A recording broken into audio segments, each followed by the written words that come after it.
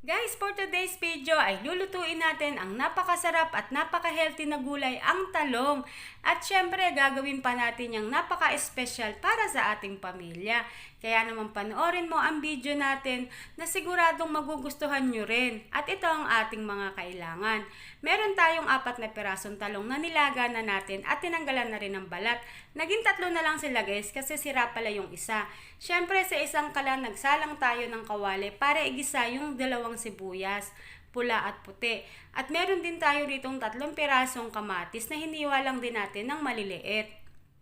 Ito guys ang magiging toppings natin sa ating talong.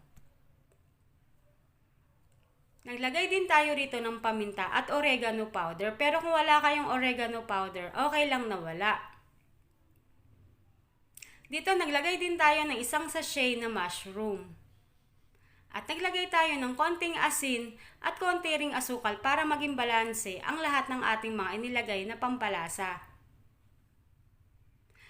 Ayan, luto na yung ating toppings. Habang naglalagay tayo sa ating talong ay nagready na rin tayo ng ating kawali para iprito lang ang ating talong. At lalagyan natin ito ng napakasarap na mozzarella cheese na ito ang magpapa-espesyal sa ating talong.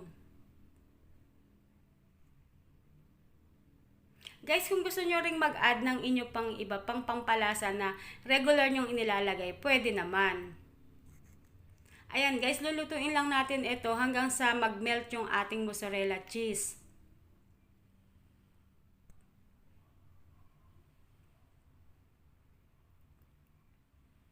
Napakabilis lang nitong gawin at napakasarap, napaka-espesyal, kaya siguradong magugustuhan ito ng inyong pamilya.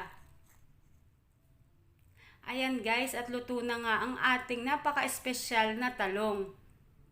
Kaya subukan nyo na ang recipe ito na siguradong magugustuhan ng inyo ring pamilya.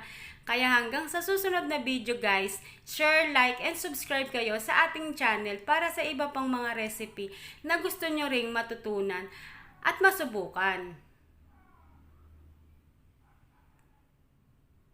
Kaya naman, bye!